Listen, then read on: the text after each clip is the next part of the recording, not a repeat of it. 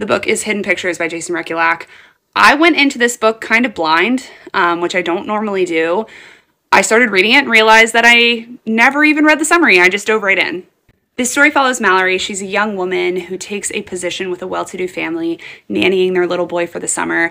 Teddy is just an average, cute little boy. He loves to draw pictures of stick figures and bunnies, but one day he starts talking about a strange imaginary friend, and his drawings turn a little sinister. Mallory starts putting the pieces together and thinks that maybe these drawings are glimpses into an unsolved murder that happened on the property years ago. This was an easy read. It was a quick read. It kept me captured. The chapters are the perfect length, and the drawings are in here for you to see and be creeped out by. Highly recommend. Highly recommend.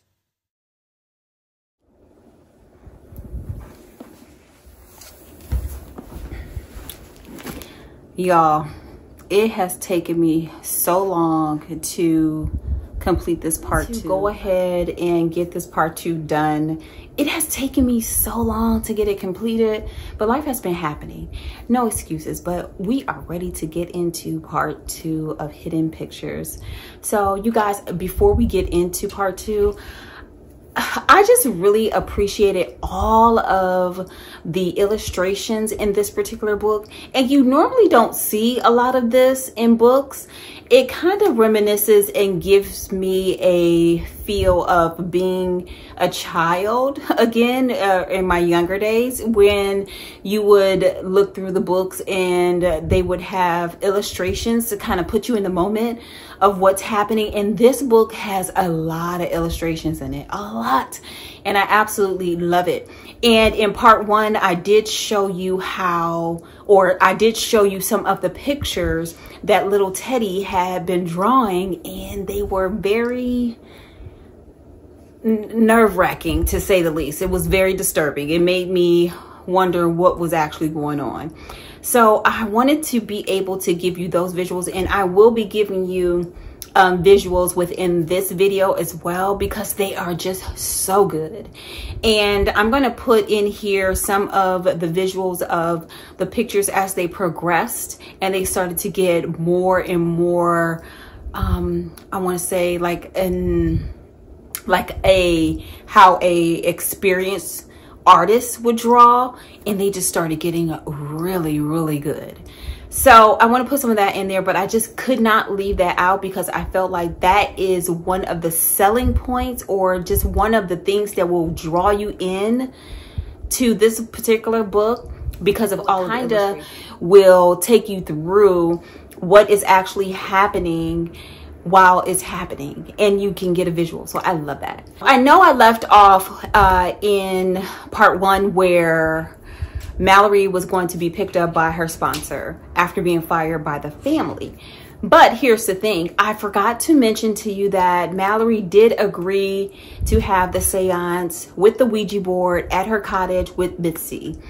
And during this time they have the seance and they have some action going on. Mallory actually gets possessed by Anya, the imaginary friend of Teddy. And for some odd reason, Mitzi is not having it. Like, she doesn't believe Mallory. She keeps telling Mallory to stop moving the planchette, that she's doing it, that she's not naturally letting it happen. And Mallory is possessed at this point. She can't even really control herself. So after it's all said and done, Mitzi basically says to Mallory, you were controlling it the whole time. It wasn't a spirit coming through. And she stormed out. She pretty much was upset. Like, you were just making these things up. You were doing this. This wasn't a spirit. And she was upset. So she left. But I could not forget to put that in there because they did have the seance. At this point, Mallory, well, I don't even know if I want to say her boyfriend, but her boyfriend, Adrian, is upset at her. She basically loses her job. She's going to lose her employment that she was so excited to be doing. So she's about to lose that. She's, you know, she's going to be homeless, or she doesn't really know where she's going to stay, possibly with her sponsor, but that's not where she wants to be. She wants to be on her own. And so she's losing everything at this point. So she's like moping. She's in the bed for a couple of days. She's not doing anything, but she wants more than ever just to prove to the family that, hey, there is something paranormal going on in your home, and I just need for you to see it. I need for you to listen. I need for you to see what is happening. So during this period, she's moping. Who comes knocking at her door? Adrian. Adrian comes knocking at her door, and he's still angry, right? And he mentions to her, well, I guess basically she wants to apologize, and he's just thinking like, yeah, pretty much I'm still mad, but you know, I think we should talk, and let's talk in my car, you know? So they get into his car, and he begins to drive. And they're talking, they're doing this and that. And then they come to Philly, where Mallory is from. And she doesn't understand, like, what are we doing here? So he begins to go through all the things about how he knows who she is. And she goes a little bit in depth with explaining what happened to her sister and things like that. And he said most of all, he was just very upset and angry with her because she lied to his parents. It wasn't so much that she lied to him, but that she lied to his parents. And he was a little angry about that. But he also hit her with something very, very odd. He said, you know, it's easy to dismiss what you're saying, but I really believe you now, because I came home to one of the drawings on my desk. And this where it gets creepy, because here's the thing. Who could have come past his parents, came to his room, and put the drawing there? It couldn't have been Teddy. It couldn't have been Mallory. It couldn't have been anyone. So how did it end up there? So he totally is believing Mallory at this point, and he's definitely on her side. And she feels a lot relieved that she has someone on her side. The two of them decide that they are going to pay a visit to Mitzi. And they go to Mitzi's house just to get some answers, to see if she knows more. They just go there for answers. So they go to Mitzi's house and no one answers. So Adrian comes up with this great idea. We're going to walk in. The door is open. We're going to walk in. And Mallory's trying to talk him down, like, do you actually do that? And he was like, yeah, if someone older is home or who lives by themselves, they don't answer, you walk in to make sure they're safe. So they go into the house and they don't see Mitzi anywhere. So they start looking around. They see the spirit board, television's on, and then all of a sudden they notice syringes. So Mallory noticed syringes there, and that's never a good thing where you see syringes. And then she knows that that Mitzi was a user of substance. So she's not getting a good feeling from this. So they're looking around. They find a letter, and then Mallory shows it to Adrian. Adrian stuffs it in his pocket. And then they're alarmed by a knock at the, well, not even a knock at the doors. The policeman coming to the home. Coming into the home, and he's yelling at them, telling them, walk outside with your hands up, because I guess at this point the police is there because something has happened to Mitzi. So they're brought outside, they're questioned, there's yellow tape everywhere, and they find out soon that Mitzi is dead. Like, she is no longer alive. And they're asking, what happened? And the police still don't know. They just said that some kids found her in the woods. Wow. So they get a rude awakening going to Mitzi's house. And Mallory is talking to the police officer that's there. And she's asking some questions about things that went on on that property. and specifically at her cottage, and she brings up Annie Barrett. And because that's who Mallory thinks is haunting her cottage and haunting the family that she's working with. She soon finds out that Annie Barrett, there's a whole nother story going on about Annie, and that it's not true. And the police officer is saying, you know, there's more to it than just that. And it's pretty much not what she thinks it is. But Mallory thinks otherwise, because Annie did live on the property. Again, she was living there with her family, well, parts of her family, to be a caregiver for their kids. So there were all types of stories saying that Annie had been killed. No one knows where she still is.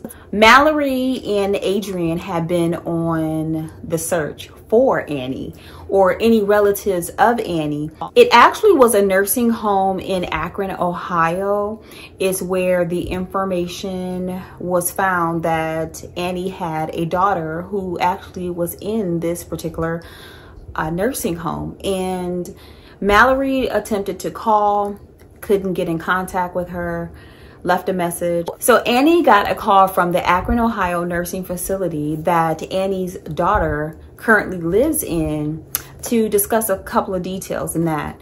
So basically she was stating that she's nonverbal at this moment and you wouldn't be able to talk to her. So Mallory wanted to know all of the information. She wanted to say, did she have a mother named Annie? Was something left to her, and this and that, money, maybe inheritance? And the nurse was like, you know, that's confidential. I could pretty much lose my job. I can't tell you that. But if you want to take a trip out here, you possibly can, and meet with her, and visiting hours are, you know, such. So Mallory gets the idea of, I would love to come there, but I won't be able to. And she's discussing this with Adrian, and Adrian decides, well, I'll make a trip out there. I have nothing to lose. We're going to try to figure this out together. The daughter of Annie Barrett is Dolores Jean Campbell, and Mallory is just looking forward to finding out or figuring out what is going on and who is haunting this house. Caroline, Ted, and Teddy all arrive back at their home, and they are throwing a party, just a real intimate one for Mallory before she leaves. And Caroline is cooking. She's making great food. They have drinks. They're playing out at the pool. And Mallory is very appreciative of what Caroline is doing and knows that Caroline probably feels really bad that Mallory has to leave due to what happened. But Mallory is very appreciative. Mallory and Teddy are out at the pool having fun. They're just cycling through some of... Mallory and Teddy are out at the pool together. They're cycling through some of the games that they like to play. And Teddy asks her, will she be able to come back for pool parties and things like that? And she's stating that she hopes she'll be able to. And they, you know, she starts to really think. And I feel like anybody who would be in that position would start to have feelings, because especially if you grew a bond or a connection with the child. So Mallory starts thinking when Teddy gets older, brings his girlfriend home, that she'll be known as the crazy babysitter who believed in Teddy's imaginary friend, Anya. That's gotta sting, because, you know, I think all of us go through it in our mind when we think something, and it's like, yeah, I was real silly for thinking that. Now that's going to be the running joke around the house. I'm the crazy babysitter, or I'm the crazy person, or I'm the person who overreacted, and that's who you're going to be known as. So that's tough, Mallory.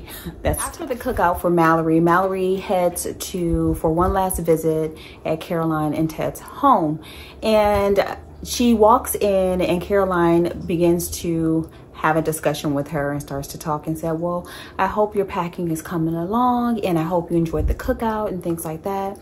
And Mallory stated yes. So Mallory starts to look at some of the drawings on the wall that she had drawn of those different sequence of pictures. And there are two pictures that Mallory somehow just did not get an opportunity to take a look at. And so that she notices on one of those pictures, it is of the angel holding like some type of magic wand or zapper or something like that towards the woman Anya. And she begins to question, because this seems pretty odd. And she remembers that Caroline owns a stun gun. And she also gave Mallory one when she came to work for them. And that just really starts to resonate. And Mallory begins to ask questions. Y'all, at this moment, the questions are rolling in. So Mallory wanted to wait until Ted came back into the house so she can begin questioning the both of them. She said, you know what? I was trying to wrap my mind around what Anya means. And then the husband, Ted, gave his explanation of what Anya meant. And she said, you know what? No, because I did my research, and in Hungarian, Anya means mommy, as if what a child would say to their mother means mommy. And then Caroline is sipping on her wine, because she has her wine there. And she's like, really? Y'all, this is what? Mallory also says, you know what else is odd? You guys said that 3 months ago, you came from Barcelona on an airplane, but Teddy states he's never been on a plane. Things are going left really quickly. So during their conversation, Mallory asks, well, why is it that a child doesn't remember a long flight like that? And Caroline starts to talk, but Ted interferes and says, well, you know what? We gave Teddy Benadryl. I gave Teddy Benadryl, and not knowing that Caroline had already given him Benadryl, and then it turned into 2 doses of Benadryl, and this is why he doesn't remember anything. When he came to, or he woke up, we were in our rental car. And Mallory's thinking, that's all that you have? That's all that you got? That's all that you're going to say to me, and I'm supposed to believe it? Ted says, Mallory, what are you implying? And Mallory, and he's basically got this look on his face where he's like pleading, like, please stop. You don't know what you're getting yourself into. Could you just stop right now? So I'm thinking about to be some smoke in a few minutes. Mallory is just thinking to herself, and she's just feeling this urge of, I can't stop. I'm on to something. I need to say what has to be said. So she basically states that, why didn't you guys tell me that Teddy is a girl? And she's looking around the room. Mallory's looking around the room at Caroline. She's also looking at Ted and waiting and looking at the reactions. And of course, here comes Miss Caroline, and well, that's offensive. Is it though? Stated to Caroline and Ted, basically, I seen Teddy in the shower and I noticed that Teddy did not have boy parts, had girl parts, and I had known about this, and basically wondering why they never disclosed this to Mallory. So Caroline states that they didn't want to disclose that Teddy was born as a girl, but was identifying as a boy and like boy things. And they didn't want to disclose it to Mallory, basically because they felt like Mallory would not be able to handle the whole situation. And to me, it just seems very weird, very odd why you would not want to disclose this to your caretaker or to your babysitter of your child so that they know how to handle your child with care. Things are heating up now. Mallory is starting to confront the family. She noticed that she's talking and Caroline is very quiet. Mallory is stating that, I don't know where you guys have been hiding, but you guys were not in Barcelona. And I don't know where you guys went or stayed, or maybe were living low key, but you guys stole someone's daughter, stole their daughter, and you start dressing them up like a little boy so it wouldn't be noticeable. And Caroline is right now is feeling very, very, very nervous.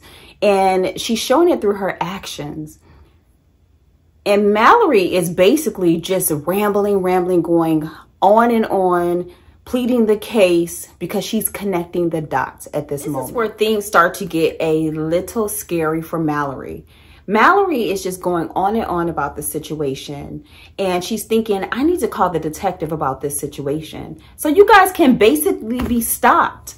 And then when Mallory notices, the husband Ted comes behind her and whacks her upside the head with a bottle and knocks her to the ground. She realizes that she's bleeding from her head and she is down. They have full advantage over her at this moment. And this is where things get really scary for Mallory. Caroline calls to Ted, her handy husband, to gather Mallory up and take her back to Mallory's cottage, the cottage she had been staying in. And then, so Mallory's out, she's gagged, she's strapped and bonded together. And all of a sudden, she says, Caroline states to Mallory, why couldn't you just let things be? Why did you have to drag things on? Why did you have to do all of this? Like, we were going to send you off nice with a severance package, a month's pay. We were going to surprise you with it, and you just had to ruin it. Caroline reaches in her pocket and she pulls out a little plastic bag or whatever, and with white substance, and that she's making up this story that Mallory is going to be injected with this this drug, and this was the drug that she had stolen from Mitzi's house, and that Mallory is not well, she's still recovering. So she has this whole thing plotted out in her head, which is so bizarre, which is so weird. But this sounds typical of a person who's really trying to get away with something.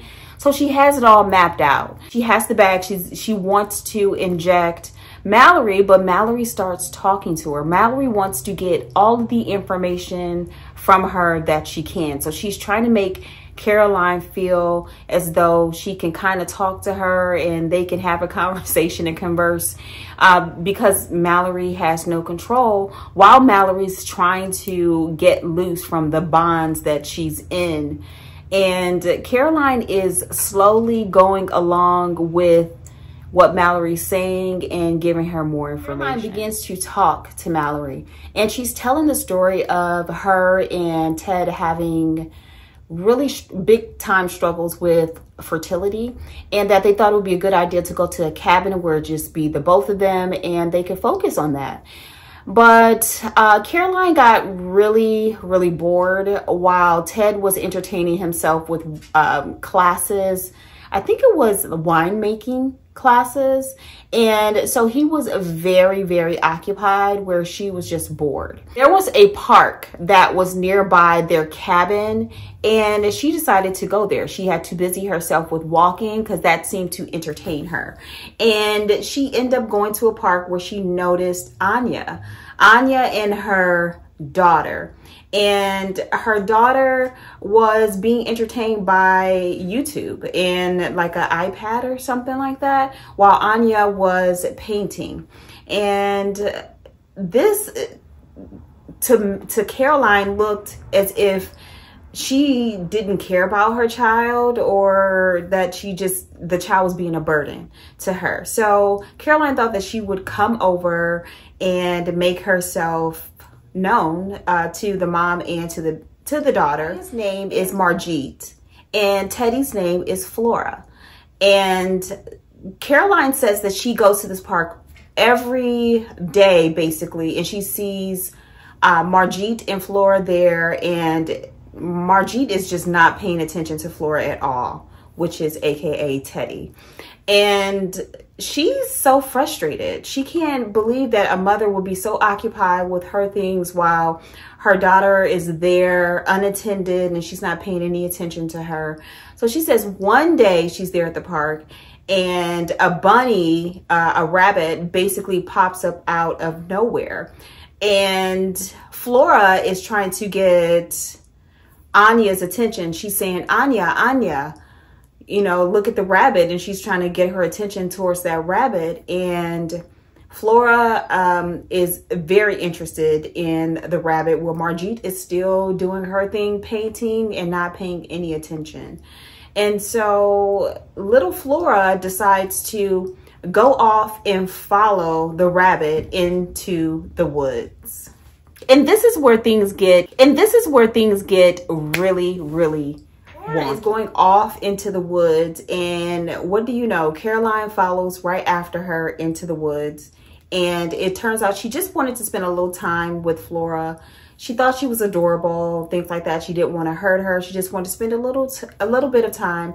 And probably wanting children, she, you know, just wanted to see what it would be like to have a child around. I don't know, for a moment.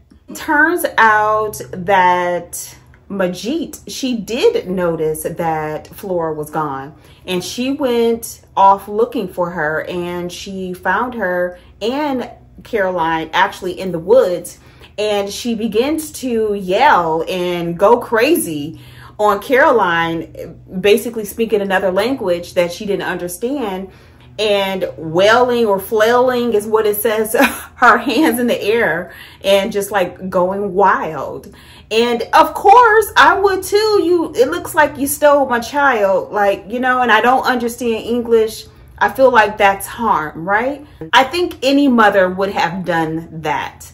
So Caroline says that she never goes anywhere without her Viper, which is her stun gun. And she said that the way that Margit was like going wild made her feel like she was in danger. So she zapped her with the Viper stun gun, and Margit goes down. And this is not a normal reaction that you get when you are zapped with a stun gun. What does that even look like? Margit goes down, and I guess it affected her in the worst type of way. She has some type of neural reaction to it, and she starts seizing. And she says she wet herself and all of this and that. And I'm like, this definitely went left really fast. Who would have knew that she would have had a reaction to that stun gun like that after one situation? Wow. Caroline, she didn't call 911. She basically told Flora / Teddy, aka Teddy, to close their eyes, and that she ended up leading her out of the woods, and she didn't want her to see what happened next. And Caroline stated that she knew she should have called 911, but she didn't, and she proceeded to take Teddy back to the cabin where they were, and they were going to take her back upstate and hide her. And this Caroline has a funny way of thinking, and she's very judgy and stereotypes people. So she figures that Margit is somebody's cleaning person, and that nobody would even notice that she would be missing, or the child. She's talking with Ted at this point, and she's telling him the plan and what she wants to do. And of course, Ted just seems like the go-along guy. And I guess he probably feels very, very empathetic for his wife, or has sympathy for her, because they can't have a child of their own. So it's like, okay, whatever it is that you want, honey, I agree, and I will go along with it. Caroline takes little Flora back to the cabin where they're staying, and she's telling her husband Ted what he needs to do. She's letting him know that you need to go back to the woods where Margit's body is, and you need to bury it along with all little Flora, aka Teddy's toys. So Ted goes off, and he's going to do this, and it takes him pretty much all night to do. And so when he comes back to the cabin, it is daylight almost. And so they're thinking, okay, now we will take Flora, aka Teddy, back upstate, and then that no one would notice. And then Caroline says, this is where you think it would end, but it does not end there, because it turns out that Margit has a brother who's very well known where they had the cabin in Seneca, and he's a big deal. All the summertime people who come down to that area to visit, they really, really love him and his business. So Margit, turns out that she's being sponsored, her and her husband, by her brother. So they do notice that she's gone. And there's this big search that starts to look for Margit and Flora. And Caroline did not think that, okay, how did Margit get to the location, the park? And never thought that maybe she drove, or did she walk? Like, I maybe need to know that. But she did drive, and she drove down in a truck, a Tahoe truck, with a child seat in the back. So there's all types of red flags still there. The truck is probably still there, and there's no person to occupy it. So that's definitely a red flag. It turns out that they get the police on the scene, and quickly they find Margit's body. And they find Margit's body, but they do not find little Flora, 2-year-old Flora. And this becomes a big deal. So now there's this big search going on to find little 2-year-old Flora, and she's nowhere to be found. Turns out that Caroline and Ted, they move to Virginia, and they notice that Teddy is having visitors. Someone who's singing Hungarian lullabies to him and things like that. And it's this woman who is, I guess, described by Teddy, that's wearing a white dress. And she basically thought that it would just all go away. And Caroline said that she's always been an atheist, so her thing was never to believe in any of that. So her thoughts wasn't even wrapped around anything like that, happening like that. So it turns out that Mallory is now starting to, because Caroline is still telling her story, Mallory is asking, well, did Anya ever make herself known to you? And then Caroline begins to say, no, of course not. She only makes herself known to Teddy. Caroline comes up with this perfect idea. Since Anya is making her presence known, she figures, how can I get Teddy to become distracted? So she thinks to herself, I will get a person to come in as a caretaker or a babysitter to distract him with fun games and things like that, to get his mind off of Anya, and there will be no more distractions. So that's when she comes across Mallory. She was recommended, Mallory was recommended to Caroline, and Caroline thought that she was a perfect candidate. She said that she was athletic. She said that she liked that she was smart, but not that smart. The nerve. And she also said that her being a ex or in recovery at this moment, that will also be a plus, because she knew that she would be insecure and that she would doubt herself. So that meant that if there were any paranormal activities going on, that she probably would doubt that and really would chalk it up to just maybe seeing something or just not believing it. And she said that Caroline stated that she never thought that the drawings would come into play, which would start something totally different, and she wasn't prepared. She said that it just seems like, or sent like Caroline was just exhausted by telling or going over her whole life story, really. And basically she got to the point where she was just trying to keep her talking. She was trying to keep her talking in enough time so that Adrian will come back and find her. She begins to ask Caroline about what happened to Mitzi. And she states that, well, the same thing that's getting ready to happen to you. She said that after they had their seance, that Mitzi came back to their house and saying that her planchette wouldn't turn off, basically. So she wanted to bring them back want to bring Caroline and Ted back to her house to basically show them the planchette like going crazy. And she said that it's just reading the same thing over and over again, ovakadik. And basically that means danger, I think, if I'm not mistaken. And so it just keeps repeating this. And then, so she said what she did, she ended up injecting her with the substance, and she ended up, I guess, overdosing. And her husband, Ted, comes to the rescue again, drags her body out to the woods, and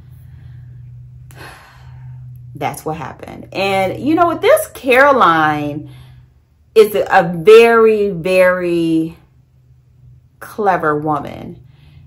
And she knows that both of these two women have addiction issues. So she knows the perfect way to just really make it seem as though they OD'd or had substance issues again, and the police or anybody would not really question what was happening, and that she could very well get away with it. She pretty much got away with it with Mitzi because everyone knew that she was into substance, and she just sprinkled little syringes all around her house. So people would actually believe like, oh, she just had an episode and that something tragic happened.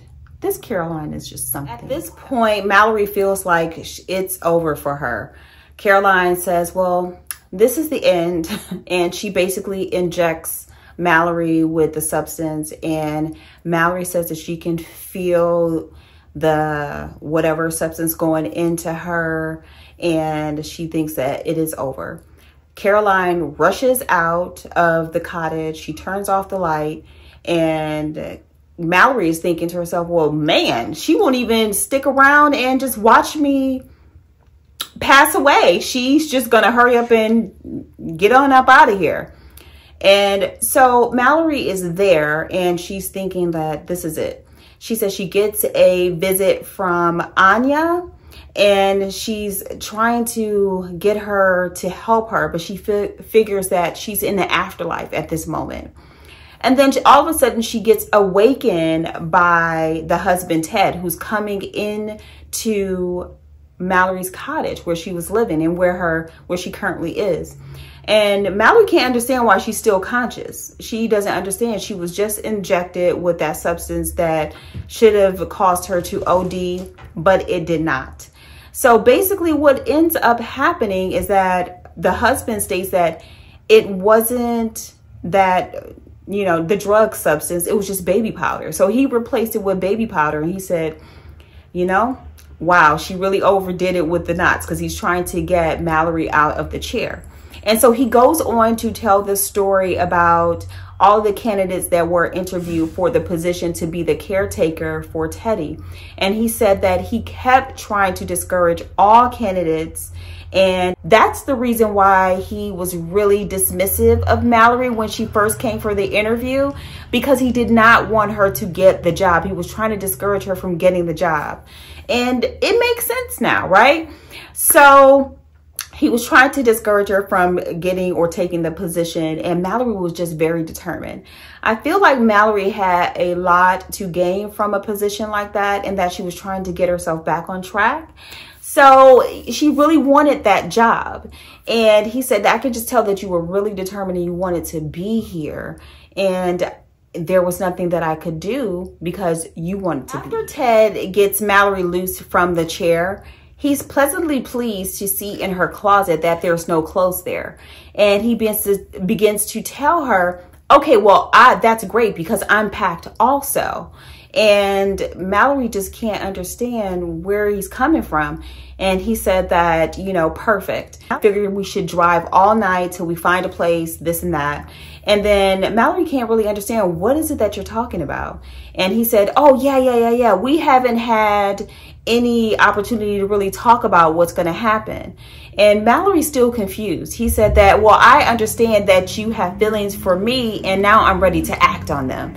And then Mallory still can't understand how he came to the conclusion that she had actual feelings for him, and he can't really, you know, she doesn't understand, like, how did you arrive at this?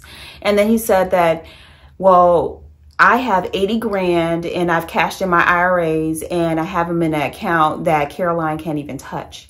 So we should have enough to live off of for a little while. So this man has really been thinking this out, but I'm wondering how this came about when Mallory had no idea. So he's telling her, come on, let's get in the car. You know, we'll go and we'll find a hotel and this and that, and then we'll figure things out. At this moment, Mallory was thinking, why are you so scared of her? And he said, well, can't you tell by now that she's crazy? She won't hesitate to take me out because she definitely tried to take you out. And Mallory begins to think. But before they can take off, who shows up? Caroline. Caroline comes and she shoots Ted right in the shoulder and he goes down. Blood is everywhere. Mallory is looking so stunned, so shocked.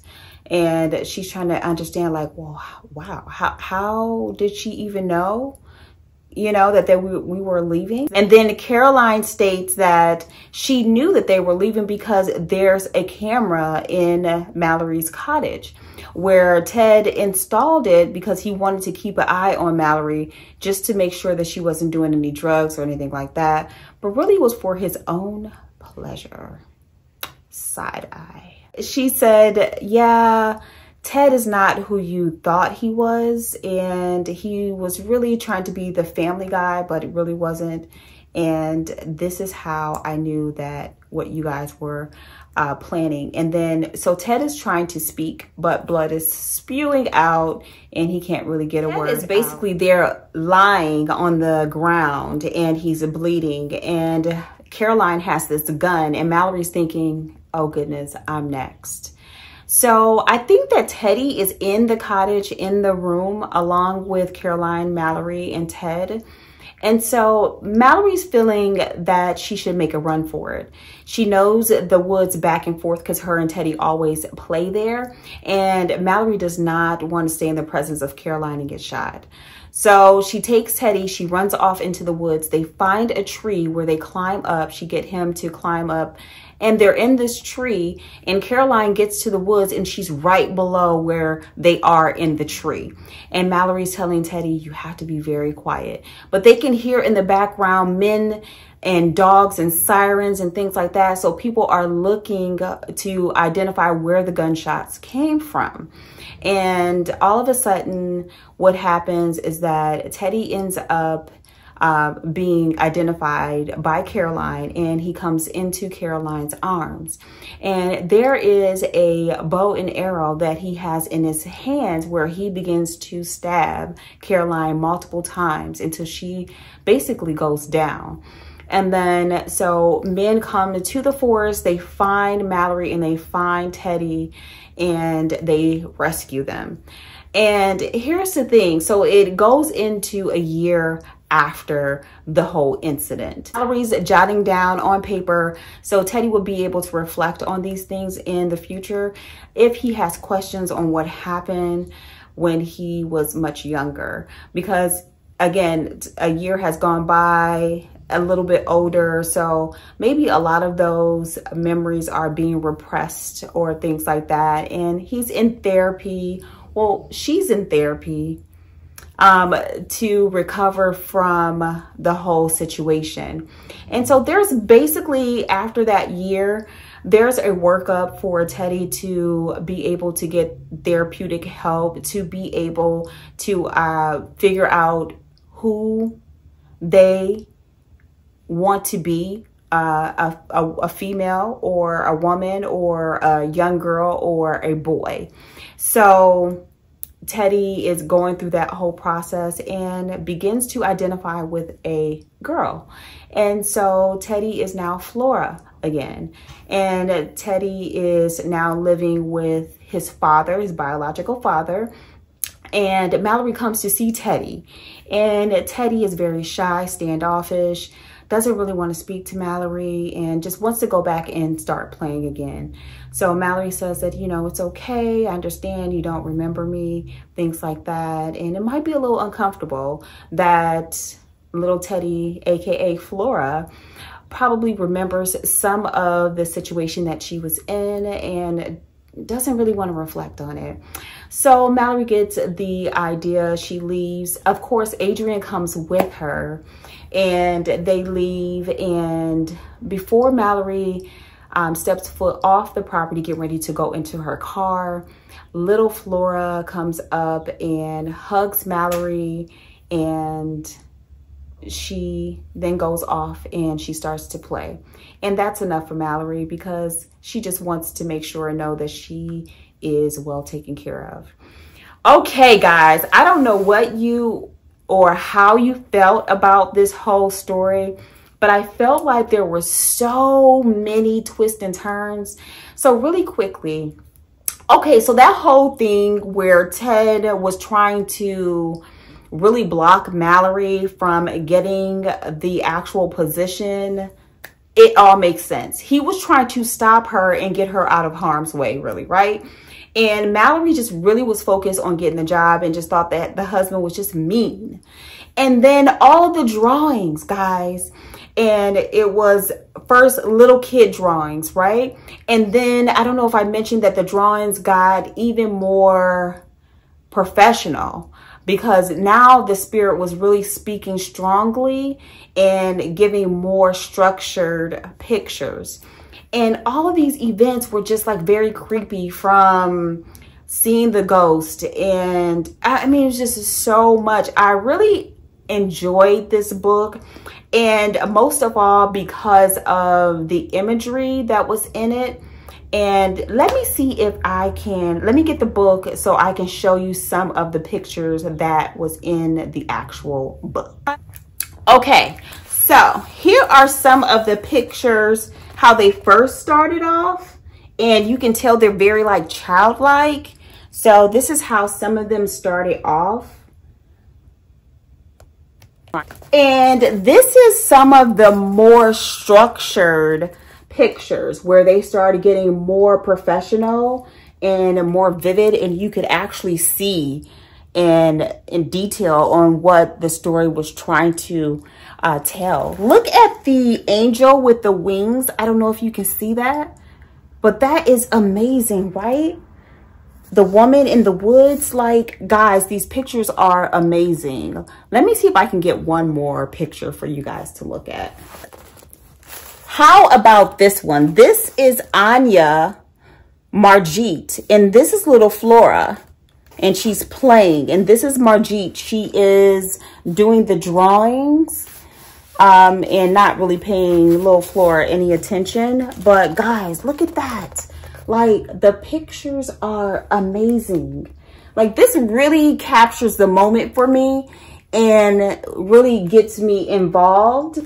And this is where I say that I love the book and I love audiobooks. When I seen the visuals were going to be in the book, I had to check it out. So I hope you guys really enjoyed this book. I absolutely did. I had to take 2 parts to go into everything. Probably could have did it in 1, but I did it in 2. But I hope you guys enjoyed the book run through, the discussion, and let me know in the comments if you guys have gotten into Hidden Pictures by Jason Rekulak, and let me know what you thought about it. If you feel like this is an author that you can get into, have you heard of this author before? And if you read the book, what were the best parts in the book that you really enjoyed? Okay, so I hope you guys enjoyed. I will see you guys on the next video. And don't forget to subscribe. Don't forget to comment. And make sure you turn on your notifications so that you do not miss a video upload. And I will see you guys on the next video. Bye.